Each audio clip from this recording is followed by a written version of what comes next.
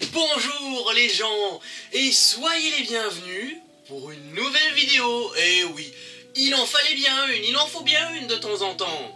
Je dois vous avouer que j'avais très envie de refaire un deuxième épisode sur 3 théories des dessins animés.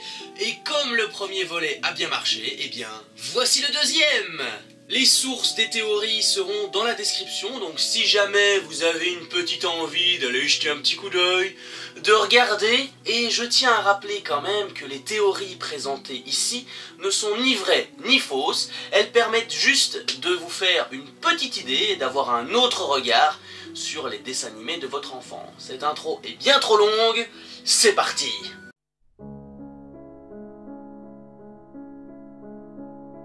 Avec cette théorie, on démarre très fort cet épisode. Et ouais, au même titre que Sacha dans la franchise Pokémon, les Simpsons, eux, n'échappent pas non plus à cette fameuse théorie du coma, cette théorie du coma qui nous fascine tant depuis de nombreuses années dans tous les dessins animés possibles et inimaginables. Mais attardons-nous un petit peu plus sur le personnage d'Homer Simpson. Homer serait en fait dans un coma depuis presque 22 ans, et toutes les aventures, toutes les saisons des Simpsons ne seraient en fait que le fruit de son imagination. Revenons un tout petit peu en arrière, si vous le voulez bien. En 1992, lors de la 4e saison, épisode 3, on retrouve l'épisode Homer l'hérétique. Et retenez bien cet épisode, c'est important.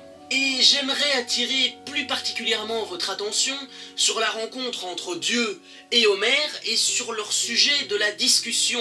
Donc écoutez bien, c'est important. Vous verrez, c'est assez bizarre. Dieu, je voudrais savoir une chose. Quel est le sens de la vie? Homer, je ne peux pas te le dire. Allez, tu le découvriras quand tu seras mort. Je peux pas attendre si longtemps. Tu ne peux pas attendre 6 mois? C'est assez troublant comme conversation, non ? Pourtant, 6 mois plus tard, 6 mois après ce premier petit incident, Homer se retrouve de nouveau dans le coma, suite à un accident avec une bière mal agitée par Bart, qui était censé être un poisson d'avril. Donc Homer se retrouve à l'hôpital, ça, à la limite, c'est presque pas grave. Le truc le plus bizarre, c'est qu'Homer se réveille beaucoup trop vite de cet accident. Et donc, à ce moment précis, la théorie voudrait qu'Homer ne se soit jamais réveillé. Et que donc tous les événements à venir sont en fait le fruit de son imagination, ce qui expliquerait pourquoi ses enfants ne grandissent pas et aussi la raison pour laquelle ils gardent la même apparence après presque 30 saisons. Cette théorie va même plus loin en affirmant qu'avant cet accident, avant ce problème, Homer était quelqu'un de très terre-à-terre et qu'il prenait bien soin de sa famille et qu'il était justement un petit peu curieux de tous les petits problèmes du quotidien.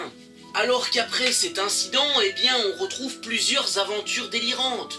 Homer va voyager dans l'espace, il va travailler avec Hank Scorpio, et encore plein d'autres histoires qui sont totalement cheloues, voire bizarres, les unes que les autres. Je ne vais pas évidemment vous donner ce point de vue sur cette théorie, mais le problème avec les théories de tout ce qui est coma, les théories des rêves, c'est que parfois ça part un petit peu trop loin, et que parfois, je le répète, mais c'est souvent pas crédible. En tout cas, celle-ci sur Homer, je la préfère à celle sur Sacha, voilà. Passons à la seconde, si vous le voulez bien, deuxième théorie de cette vidéo.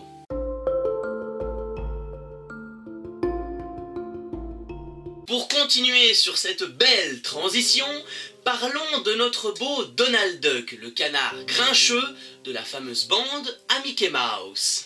Selon cette théorie, notre canard souffrirait d'un stress post-traumatique. Mais un stress dû à quoi exactement? De quel genre de stress peut-on parler?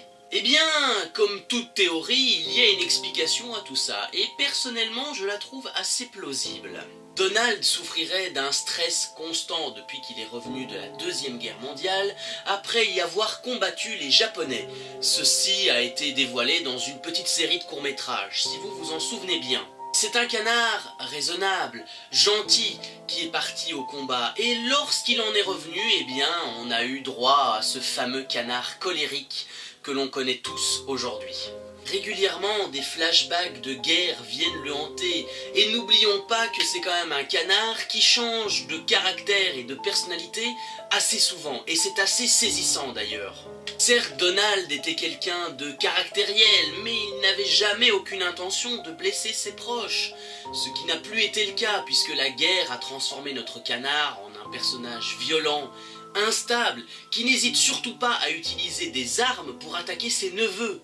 Vous imaginez un petit peu le truc? Les flashbacks de guerre, le manque de sommeil, les excès de colère seraient tous les trois liés dus à un syndrome, à un stress post-traumatique. Je l'ai bien dit. Donald, aveuglé par la rage et par la colère, confondrait tout simplement ses neveux avec les soldats japonais qui l'ont tant fait souffrir durant cette guerre.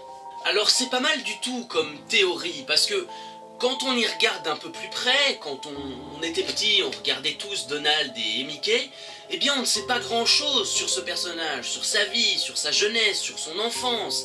Et je trouve qu'avoir une théorie comme ça, un petit peu glauque, un petit peu bizarre sur les excès de colère de notre canard, expliquerait quand même pas mal de choses. Bon, je crois qu'il est temps de passer à la troisième et à la dernière théorie de cette vidéo. Transition!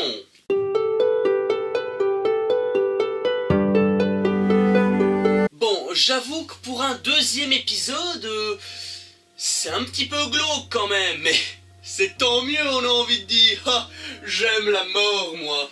Oui, il y a des petits haters, des petits rageux qui vont me dire non mais attends, c'est un 3 théories sur les dessins animés, on est bien d'accord, c'est pas un 3 théories sur les films de Disney. Eh bien je suis désolé de vous contredire, mais Blanche-Neige et les 7 nains rentrent dans la catégorie film d'animation, et je trouve que la théorie mérite d'être dévoilée, parce qu'elle est assez glauque.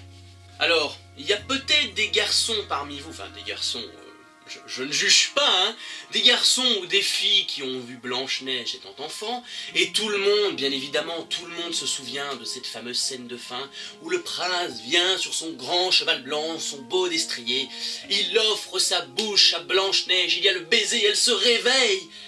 Eh bien, la théorie voudrait que Blanche-Neige ne se soit jamais réveillée, et donc qu'elle serait morte.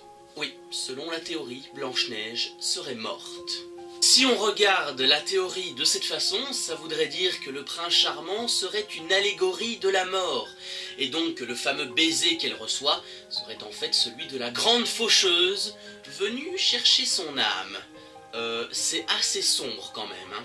Ce qui au final expliquerait bien des choses dans le film animé Disney, puisque on voit notamment notre princesse partir, quitter les 7 nains, sans véritablement regarder derrière elle. Et on peut rajouter à ça que dans le film, il est dit que les 7 nains veilleront sur son cercueil jusqu'à l'éternité. Et l'éternité, bah, on sait tous ce que ça veut dire.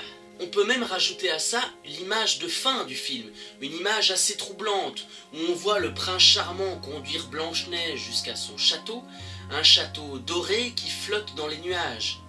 Un château flottant dans les nuages, bordel! Quand on est enfant, quand on est petit, vraiment tout petit, on peut se dire « Ah mais oui, c'est une fin heureuse, c'est magnifique, elle va avoir des millions de bébés !» Mais quand on regarde ça d'un œil adulte, ça peut clairement nous faire penser au paradis. Le château serait tout simplement présenté comme le paradis, accueillant une nouvelle princesse désirant vivre une nouvelle vie dans un autre monde.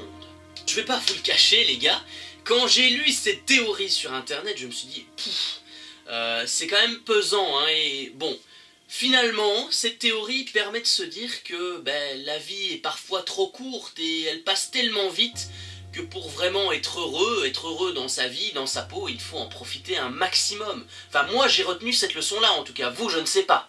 Ah, c'est la fin donc de ce deuxième épisode, de ce deuxième volet sur les 3 théories des dessins animés. Le premier épisode, si vous l'avez bien suivi, j'avais fait un petit peu à la cool, un petit peu relax comme ça, et j'avais vraiment envie, c'est même une envie au moment de l'écriture, de faire un épisode un petit peu plus sombre, parce que bon, c'est toujours plus cool d'avoir 3 théories un petit peu plus glauques et un petit peu plus hard, plutôt que des petites « Oh, c'est rose et paillettes !» Excusez-moi pour ce moment de gêne, je crois que ça vous a gêné à vie, hein, je le vois, enfin...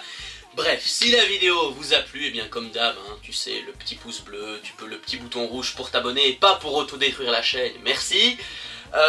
Laisse aussi ton avis dans le petit sondage juste ici. Qui sait, peut-être pour avoir un épisode 3. Eh bah oui, un 3 théories sur les dessins animés, épisode 3. T'as vu, ça fait 3, c'est cool, non? Je crois qu'il est temps que je vous laisse, je commence à dire un petit peu trop de conneries en cette fin de vidéo. Donc à bientôt pour de nouvelles vidéos sur YouTube, à dans un mois pour le prochain MF+, d'ailleurs le montage est terminé, attention. Allez le voir s'il vous plaît, celui sur Pokémon, ça me ferait plaisir. Et on se retrouve très vite sur la chaîne de la Minute en Vrac pour de nouvelles vidéos aussi folles les unes que les autres. Allez, salut!